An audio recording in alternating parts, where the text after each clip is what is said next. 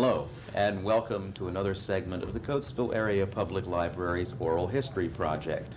I'm Kirk Witmer, and with me today is Mr. Oscela Wesley, who has been in our community for about a quarter of a century. Isn't that right?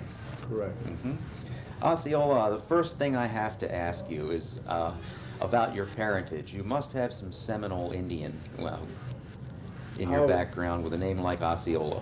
I was told that. Yeah, I'm one of 15 kids in my family. I'm number 10. And my great aunt, who came through slavery, she named me after Chief Osceola, who was the chief of the Seminole Indian tribe. And you were born where? Albany, Georgia.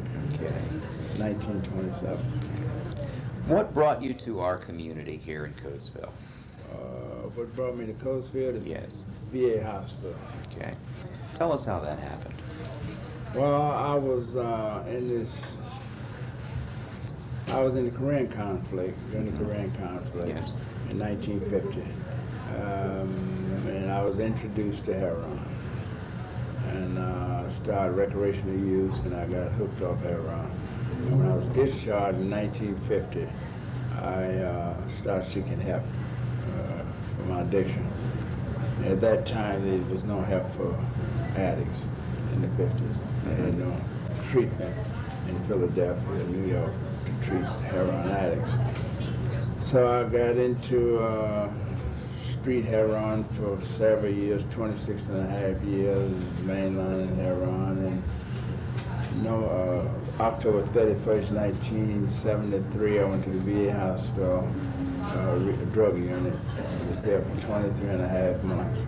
I lost 1/2, 2/3 of my stomach from drugs, drinking, I had 2 strokes. But I made it. I was in a wheelchair at the VA hospital. That's where I recovered at. I decided to stay out here and relocate and start volunteering at Project Together, a minority drug and alcohol outpatient program in 1974. Let me ask you before you go on. You decided to stay here. What was it about Coatesville that particularly attracted you? I'm sure that the work you have been doing here could be done in many number of places throughout the country. What is it about Coatesville that attracted you? Well, Chester County. I'm a country guy. I'm from the South. I'm a country guy, raised on the farm and stuff. In the cities, I just went wild, I guess. I wasn't used to the cities. When I got out here and seen the makeup of the county in Coatesville, it was like the country. And I just felt like I could adjust better out here. Okay. So, proceed with your history. Yes. Yes, so I started volunteering. I was at the VA hospital for 23 and a half months.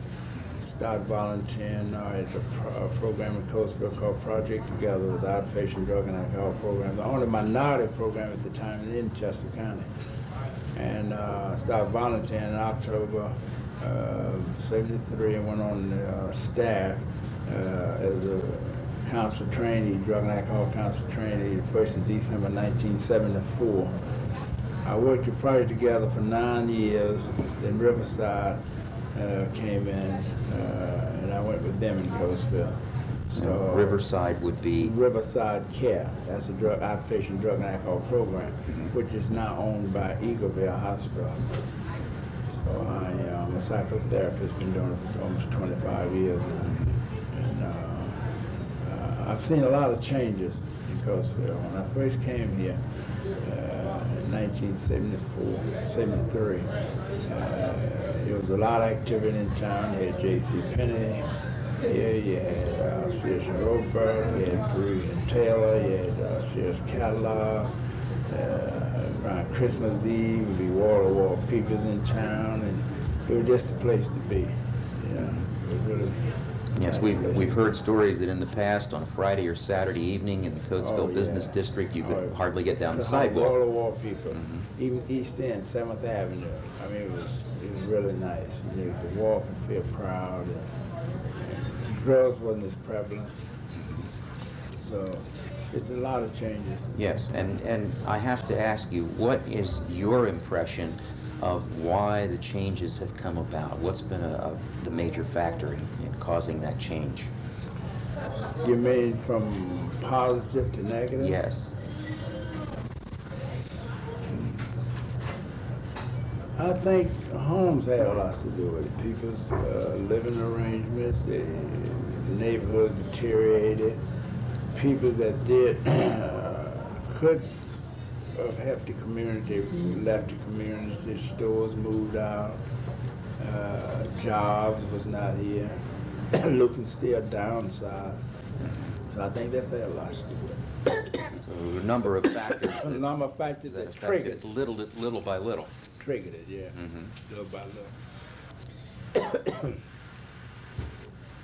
In your work as a psychotherapist, have you changed your approach in 25 years and become more refined in how you address problems that individuals bring to you?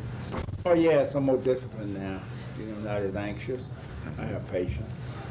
You know, which is it was instant gratification. I wanted them to get it then and not wait till. Yes, I have made changes, positive change. I'm more disciplined, and I, you know, I can relate to them better and understand. I understood then, but I just wanted it then. You know, not thinking where it came from.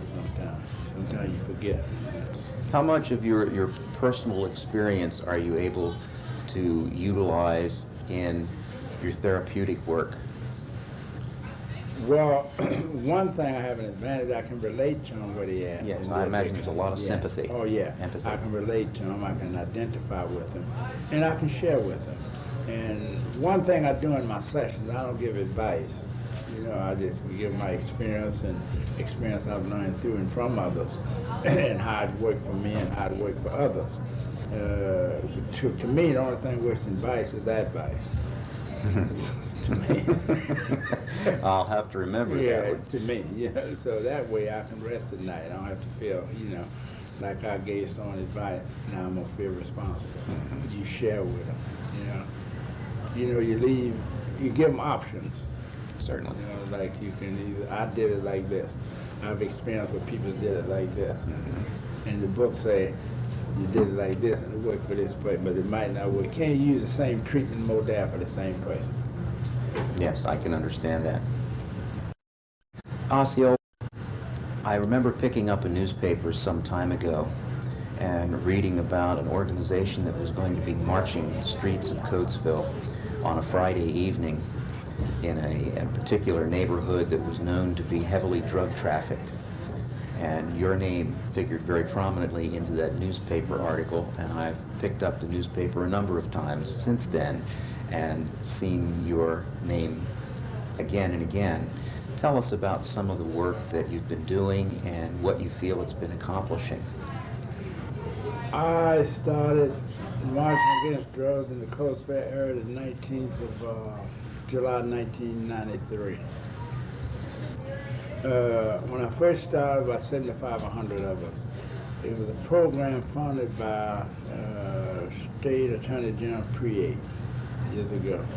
Herman Rice, who was a nationally known anti-drug marcher, helped get that drug march started. District Attorney Anthony Saffron, very instrumental in getting us started with that.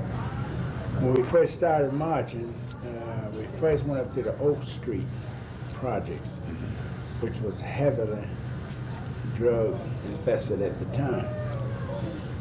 We marched up there for months. We had 75, 80 people at the time. With really a lot of motivation, a lot of encouragement, and we would meet and discuss our strategy beforehand. But what happened, some of the people lost interest, but we was instrumental to bring some of it under control. As you know today, it's no longer a project up there. Yes, We that's right. march through the buildings, get booed at, hollered at, sometimes thrown at. But a lot of the kids would be glad that we was up there because they could come out their house and sit with us and march with us. And I felt good about that. The senior citizens on the East End, on 7th Avenue, they said, we're glad you're up here marching. We can come out. We don't have to be held hostage in our homes. And so I'm just committed to save the children out there who don't have a choice of where they live at. You know, that's my goal. You know, to free those kids that don't have a choice of where they live at. If that's stupid, the kids don't. Yes. Obviously, with the projects no longer being in existence up on the top of the hill there above Oak Street, your attention now is turning to other neighborhoods, I would guess? Well, what happened when they closed down the projects, they just relocated to 7th Avenue, 3rd Avenue, 2nd Avenue, and 8th Avenue. 8th Avenue now is kind of under control. It's not very little activity there. 2nd Avenue, since they put up the senior citizen subsidized housing there, it's kind of under control now. 3rd Avenue was pretty bad. Fleetwood Street, across from the train station, we kind of got that. And I must give thanks to our new chief, police, Chief McMahon. And his name? Chief. We want to be sure and mention it. Mike McMahon. He was really instrumental in getting out there. I stood out there with him. In the drug subculture, he'd be by himself. I'd stand right alongside him. Tim Hennessy, he'd been out there with me, marching. Commissioner Colin Hanna, who was the chairman of the commissioners, him and his wife, they marched with me out there. Anthony Saffron, the district attorney, and his kids marched with me. Norman Brown, the head of the bail agency, they marched with me. But it's hard to get the community involved. That's been a big problem, getting the community, the people who live in the community, immediate community, to get involved. Why is that? I ask myself. I would ask you also. Why is that? I think it's a lot of apathy. Number one, I think it's a lot of apathy. Don't rock the boat. You know, nothing gonna change anyway. Dry one out, others gonna come in. You know, that's the feeling I get about the community. They want the drugs out of there, but they just don't have the motivation, or it's just something, it's liking from them to get. Is it fear? I don't know. I don't know if it's fear or not. I'm not afraid, because I'm motivated to do what I'm doing. You know, and I guess motivation don't start from out, it starts from within. So my motivation starts from within me, and I hope that I think they could take their community back, because I believe that it's more law-abiding people in those communities than it is people that's violating law. And I think it's more of us now than it is them. If we come out there and like they used to do years ago, get on the corners, preach, you know, like churches get involved, but I don't see that's happening. Why? I'm still struggling with that. I don't know why so much apathy. It's hard for them to get involved. And they definitely preach against it. But, you know, like Jesus, you don't talk, you get out there and walk. Yes. What words would you have to give us in the way of encouraging people to come out and participate in their community activities? The words that I would give is save our youth, our future.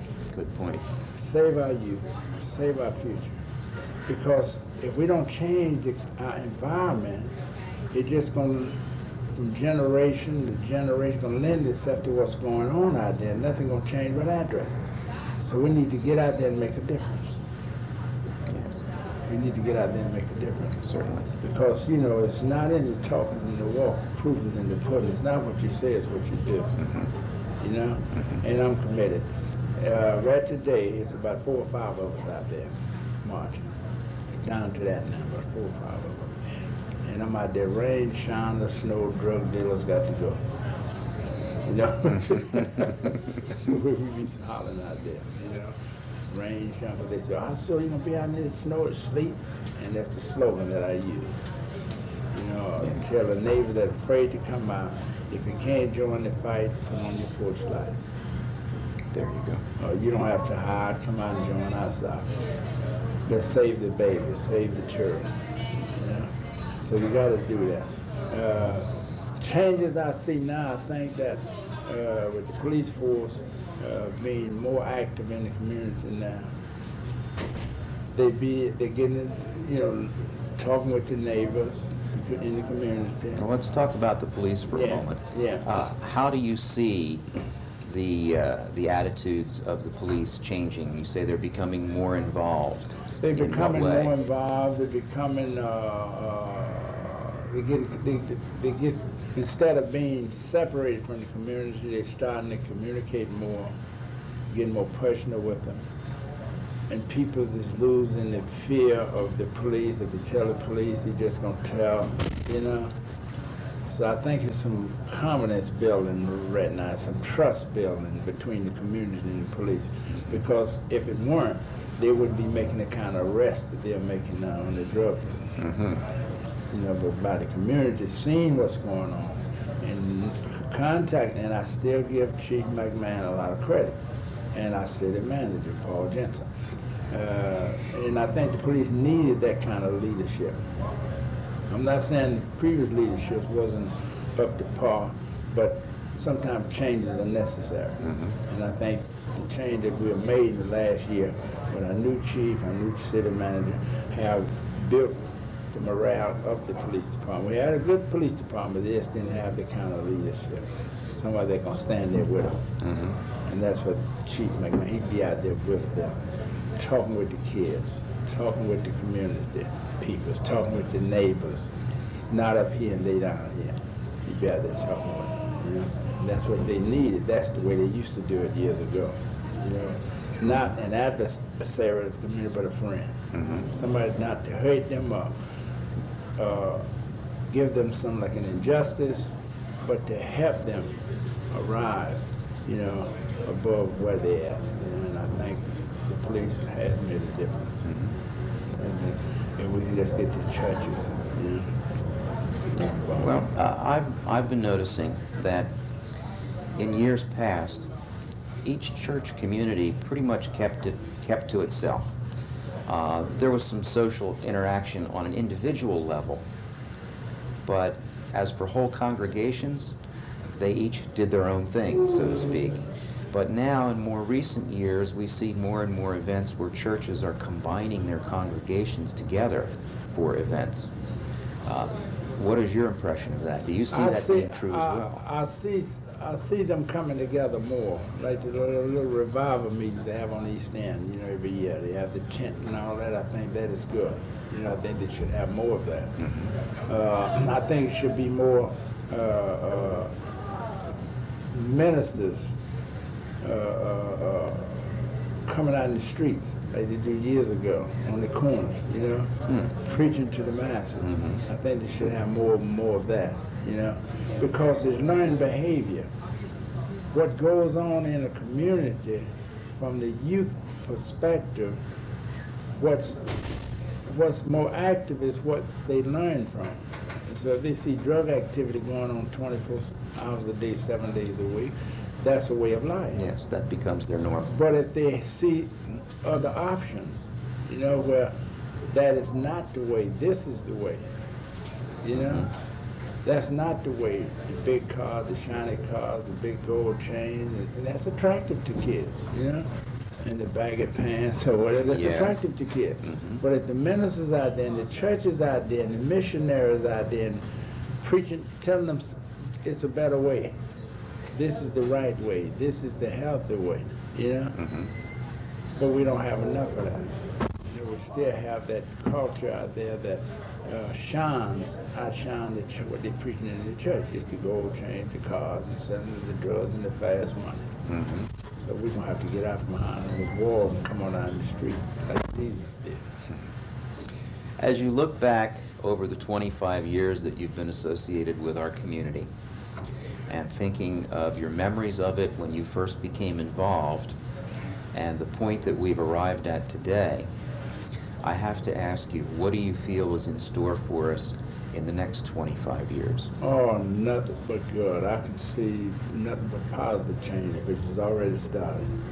Oh, I can see nothing but good. I can see Coatesville really coming back. Not like it'll never be like it was. No. It'll never be like it was for big stores and all that. I think those days are gone. It's gonna be like a homestead. It's gonna be like a family town. It's gonna be a lot of activity, like theater, like the culture center, the mass building, things like that. I think that's what's turning it around. People starting to care about Coatesville. I can see the changes. You know, I can see people that've been here not coming out now. The new Renaissance. You know, I think that's going to help where old Scott School used to be. You know, people's coming out now, and they ready to take control. You know, they ready to go with the millennium. I can see the change coming. Yeah, I just don't. Coatesville can't go down no further. It's ain't but one way forward now. It's up. I think it's done bottom out. I think go down no further. You can see some of the changes yourself. You know, coming about. So pretty much we've been in the valley, and your estimation is that we're now beginning to make that climb back up to the other side of the peak there. Oh yes, I can. And in my travels, I'm also involved in a lot of volunteer kind of stuff. I'm on the National Republican Committee. I'm on the State Republican Committee. I'm also Vice President of the Coatesville Kiwanis Club. Right now, a couple of Saturdays we're raising funds for iodine deficiency. You know, I was up Charles, you know, I'm over the Salvation Army, and I can see more volunteers now coming out and doing things, accessing shelter and helping the homeless. And I go there on Tuesday nights and I talk to them. And I'm also working with the drug court. They got a thing that started in October '97 called the drug court. You know what that means? Someone that's involved in crime, especially if it's drug related. If it's not above the mandatory amount that they get caught with in their possession, or sell to a policeman or undercover informant, in lieu of criminal trial, they sentence them to treatment. That way, after 9 months, if they follow condition of that court stipulation and treatment, they will expunge the record, wipe the record clean. So they will not have a criminal record. So things are starting to change and starting to work for the best interests of the community, even the criminal justice system. And not looking at everybody's criminal. You know? Yes. But I think they're going to make a difference, save our youth. Because quite a few of them have graduated and are doing well. You know, taking care of their family, paying support. And that's what we are attempting to do, change attitudes and behaviors. Well, we certainly want to recognize the work that you've done and to just say thank you for it. Your efforts here have helped put a new light on what we're facing in Coatesville and maybe brought to light some things that many people didn't notice or tried not to notice. And I, for one, want to say thank you for your efforts. Well, when I'm out marching, they got to notice because I'm screaming with a bullhorn, you know, letting them know that this is a problem, you know. I also would like to just mention this, that I wish more people would join me in the fight of this anti-drug thing. I would like for more people to come out and just, you know, you have my number, my phone number, you can call me at my office, and I can meet with them. Because we need support to get rid of some of the, because people's now, when I go out of town, it's not like it used to be. They say, well, Coatesville seems like it's changing for the best. So whatever we're doing here is starting to take hold. You know, what are we doing? And I think we should keep making those positive changes and work together, not apart. Osceola, it's been a pleasure having you here today. I'm glad that you decided to become a participant in our project and help put a new slant on things for us here in the history of Coatesville. The drug problem has indeed been a blot on the record of the history of Coatesville, but we're very grateful to have individuals such as yourself that will help expunge some of that ugly blot from the record for our future years. And I thank you for being part of our project. Okay, thanks.